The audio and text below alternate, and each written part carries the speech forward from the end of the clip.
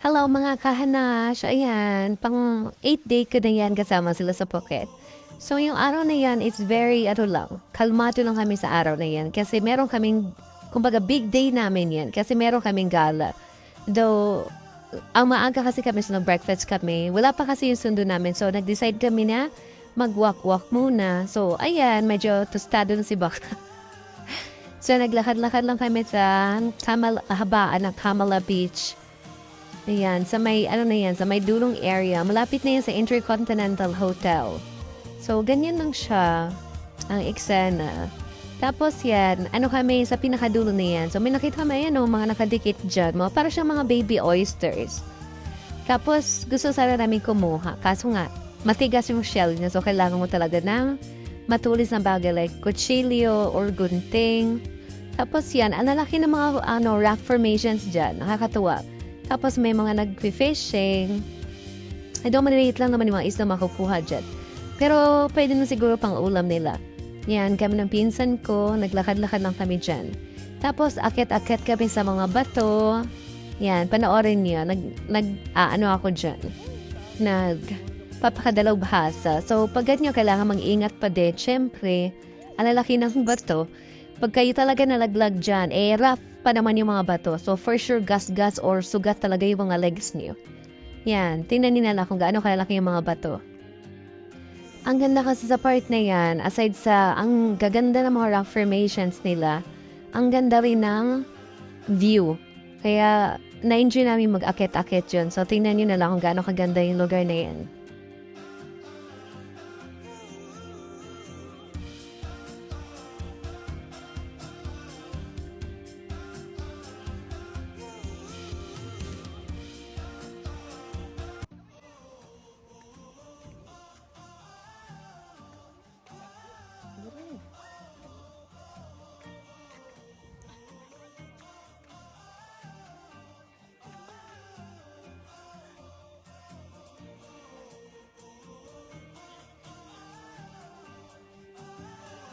Nag-try pala ako sa big swing nila dyan. Ayan, kitang-kita yung peklat ko sa tuhod na malaki. Kasi, nadapa akong Singapore. My God, nakakahiya.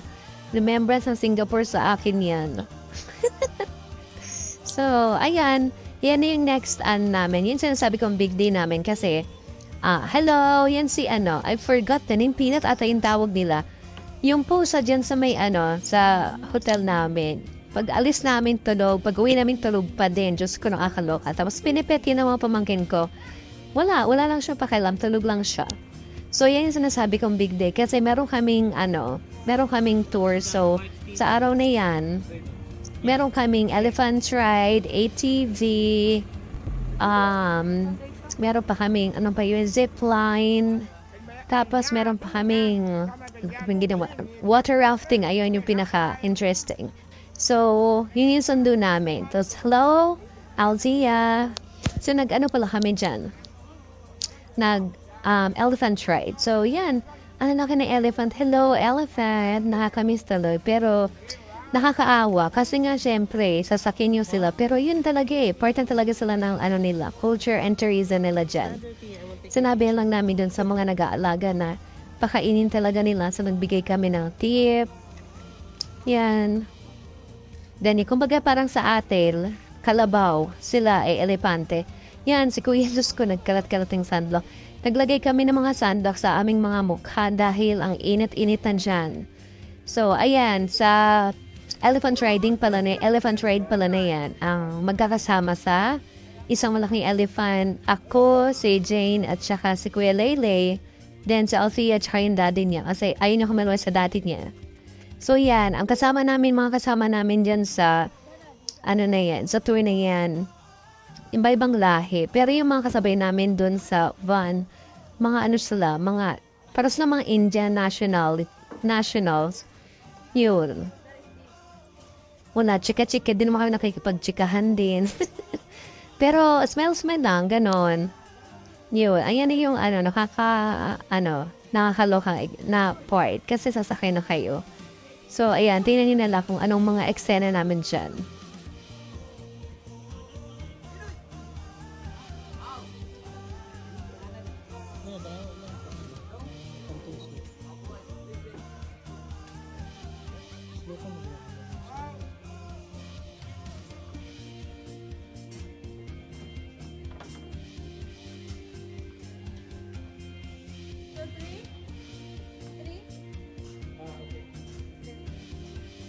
Tungas lili na to.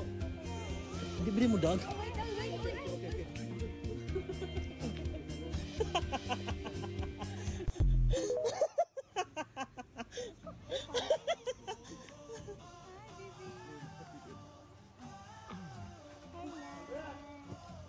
Oh, dali mag-video taga to dyan. Kuya.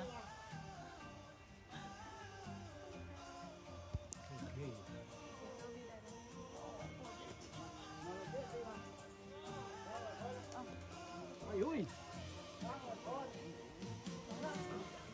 Ay, kaluoy.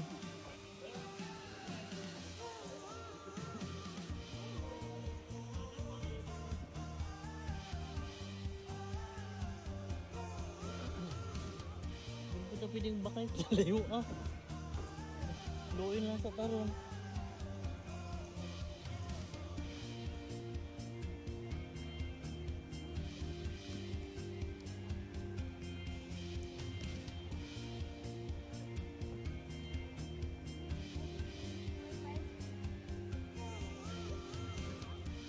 Kapot yan, ma.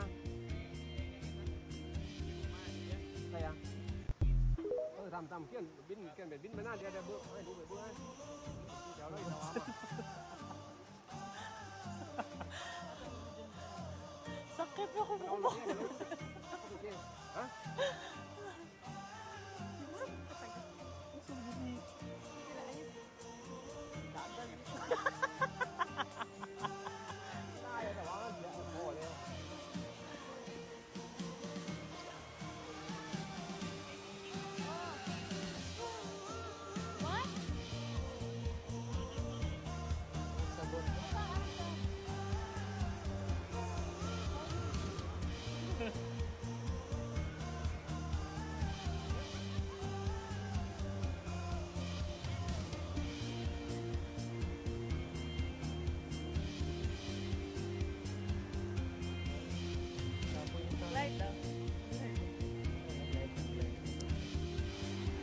Ayun, sabi ko sa pinsan ko, walang tayong magagawa kasi part ng culture nila to. So, yun.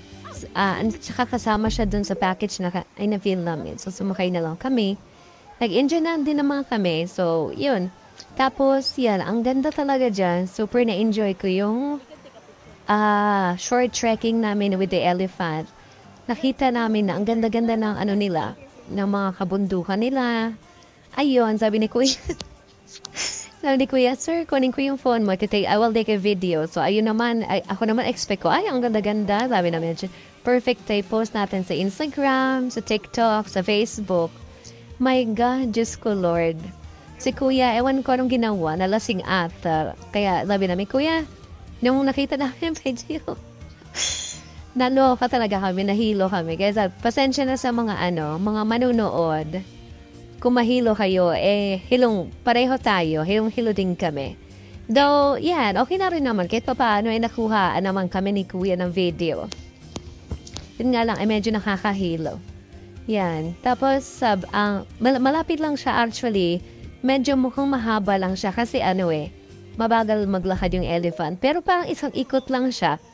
Yun. Yan, patapos na yan. So, after nan, magpupunta na kami sa ibang location for ATV aka yun. ATV na ba? Oo, ATV ang gagawin namin next. Then, for now,